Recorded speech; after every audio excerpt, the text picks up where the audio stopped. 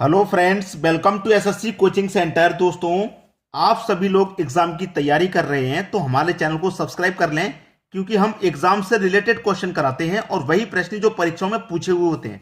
तो चलिए स्टार्ट करते हैं। पहला प्रश्न है, दो संख्याएं 2:3 के अनुपात में हैं। दो संख्याएं, तो ये पहली संख्या हो गई, ये आपकी दूसरी संख्या हो गई।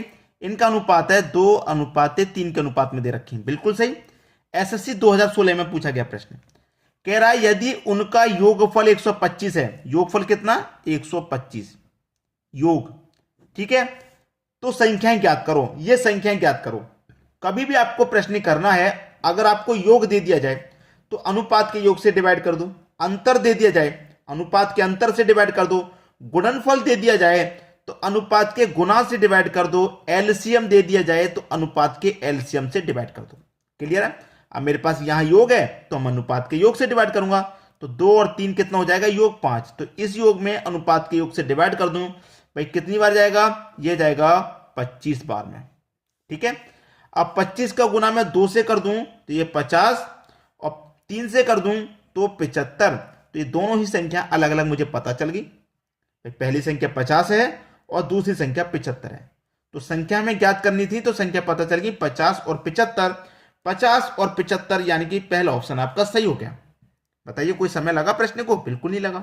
अब देखेंगे अगला प्रश्न। अगला प्रश्न है, दो संख्याओं का योगफल और उनके अंतर का अनुपात 5:1 है। योग और अंतर, तो ये हो गया आपका योग और ये हो गया आपका अंतर। इनका अनुपात है 5:1। तो बड़ी संख्या और छोटी संख्या के बीच अनुपात क्या होगा? बड़ी संख्या और छोटी संख्या के बीच क्या अनुपात होगा? तो बड़ी संख्या पहले आएगी और छोटी संख्या बाद में आएगी, इतना तो क्लियर है। अब मैं इस प्रश्न को गो थ्रू ऑप्शन कर सकता हूं क्या? चलिए देख लेते हैं। पहले छोटी संख्या आ रही है, बाद में बड़ी, तो ये तो हो नहीं सकता, क्योंकि पहले बड़ी आनी चाहिए। पहले बड़ी आ रही है, बाद में छोटी, ये हो सकता है। फिर तीसरे नंबर पे जो है, पहले छोटी आ रही है, बाद में बड़ी, जबकि पहले बड़ी आनी चाहिए, तो ये नहीं हो सकता। पहले बड़ी आ रही है, बाद में छोटी, ये भी हो सकता है। अब दो ऑप्शन है हमारे पास, बी और डी। दोनों में से कौन सा हो सकता है?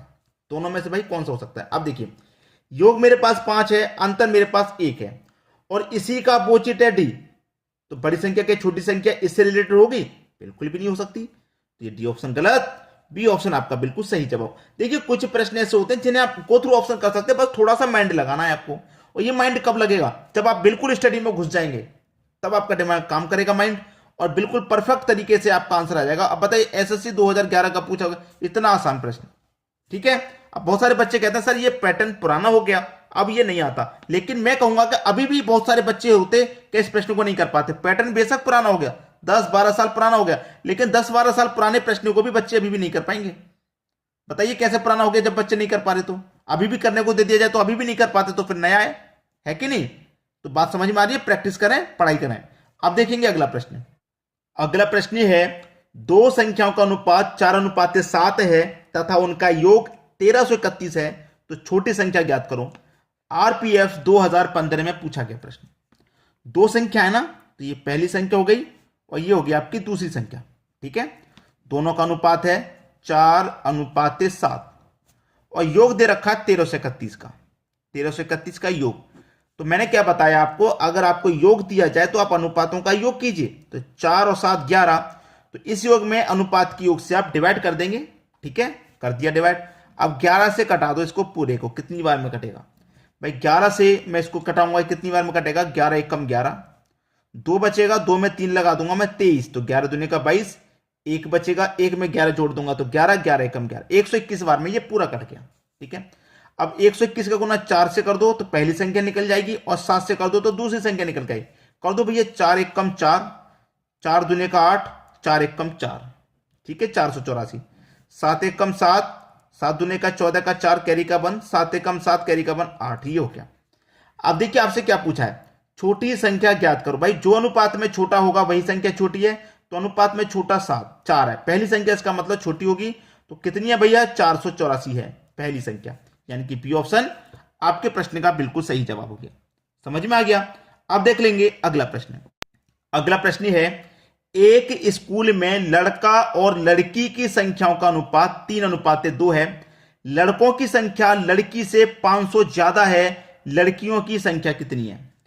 आपको दे रखा है, पहले लड़का है तो बॉय लिखेंगे, बाद में लड़की है तो गर्ल। जो पहले दिया जाता है वो पहले लिखें हमेशा। और इनका अनुपात दे रखा है 3:2, 3:2 दे रखा है इनका अनुपात। ठीक है, अब आपसे कह रहा है कि लड़कों की संख्या लड़की से 500 ज्यादा है। भाई जो लड़कों की संख्या है वो लड़की से 500 ज्यादा है। क्लियर? लड़कों की संख्या लड़की से 500 ज्यादा है, लड़कियों की संख्या कितनी है? अब देखिएगा, लड़कों की जो संख्या है वो लड़की से कितनी है? 500 ज्यादा, लेकिन अनुपात में कितनी ज्यादा है लड़कों की संख्या? आप बोलेंगे अनुपात में तो 1 ज्यादा है। भाई लड़की से लड़कों की संख्या अनुपात में 1 ज्यादा, रियल में 500 ज्यादा, तो 1 की वैल्यू कितनी हो गई? 500। भाई 1% की वैल्यू 500, 1 अनुपात की वैल्यू 500। जब 1 अनुपात की वैल्यू 500 तो 2 अनुपात की वैल्यू 1000, 2 अनुपात की वैल्यू 1000 तो 3 अनुपात की वैल्यू कितनी हो जाएगी? 1500। क्लियर हो गया प्रश्न? ठीक है, अब आपसे पूछा क्या है, लड़कियों की संख्या कितनी है? तो भैया लड़कियों की संख्या है 1000। प्रश्न खत्म हो गया यहीं पे। सी ऑप्शन बिल्कुल सही, कोई ज्यादा दम नहीं था प्रश्न में, समझ में आ गया होगा। अब देख लेंगे अगला प्रश्न। अगला प्रश्न है, 2 ट्रेनें 35 किलोमीटर पर घंटा और 50 किलोमीटर पर घंटा की चाल से समान दिशा में चल रही हैं। समान दिशा में, समान दिशा का मतलब है अगर पहली ट्रेन इस दिशा में है तो दूसरी ट्रेन भी इसी दिशा में, तो दोनों एक समान दिशा में चल रही हैं। अब कभी भी ऐसा प्रश्न आए एक समान दिशा वाला, चाहे इधर चलें चाहे दोनों ट्रेन इधर चलें, अगर एक ही दिशा में दोनों ट्रेन चल रही है तो उनकी चालों को हमेशा अंतर होता है। जैसे पहली ट्रेन है, इसकी चाल 35 की है, जो दूसरी ट्रेन है उसकी चाल 50 की है, एक ही डायरेक्शन में जा रही हैं, ये एक ही दिशा में जा रही हैं, तो इनकी चालों का क्या होता है? अंतर। अंतर कर लो भैया दोनों का, तो 50 का और 35 का अंतर करूंगा, ये आ जाएगा 15 किलोमीटर प्रति घंटा। आ जाएगा कि नहीं? ये आ जाएगा। फिर कह रहा है कि धीमी चाल वाली ट्रेन में बैठा एक व्यक्ति तेज गति वाली ट्रेन को 12 सेकंड में पार करता है, तो तेज चाल वाली ट्रेन की लंबाई क्या है? लंबाई पूछ रहा है ना, मीटर में पूछ रहा है। आप देखिए प्रश्न में तो कुछ है ही नहीं ऐसा। क्यों नहीं है? क्योंकि हमें क्या दे रखा है, हमें चाल किलोमीटर पर घंटे में। अब इसको हमें क्या बनाना पड़ेगा भाई? चेंज करना पड़ेगा। 15 को किलोमीटर से मीटर में चेंज करना है, मीटर में चेंज करना है ना, छोटी यूनिट में। तो मेरे पास ये 15 है, छोटी यूनिट में चेंज करूंगा, छोटी संख्या ऊपर आएगी, पट्टे में आ जाएगा 18। यही तो आ जाएगा, पट्टे में 18 आ जाएगा। कटा लो भैया। ठीक है, कटा लूंगा, 3 पंजे 15, 3 छिक्के 18, 5 पचे 25, बट्टे में कितना? 6। कटा लो भाई, इसे मैं कटा लूंगा। अब इसे मैं कटा तो लूंगा, इसे मैं क्या करूंगा? कटा तो लूंगा, लेकिन कहीं पर कोई गलती तो नहीं हो रही, बस ये ध्यान रख लीजिए। भाई हमें दे रखा 12 सेकंड में पार करने का टाइम, ये हमने चेंज कर लिया। चाल को किलोमीटर पर घंटे में चालती है 15 किलोमीटर पर घंटा, मैंने इसको चेंज कर लिया 25/6 मीटर पर सेकंड में चेंज कर लिया। मीटर 25/6 मीटर पर सेकंड, यानी कि 1 सेकंड में 25/6, तो 12 सेकंड में कितनी? 12 से अब यहां गुना तो करना पड़ेगा, तो 6 दूने का 12, 25 दूने का 50, तो 50 मीटर ट्रेन की दूरी है। भाई प्रश्न खत्म। सी ऑप्शन बिल्कुल सही।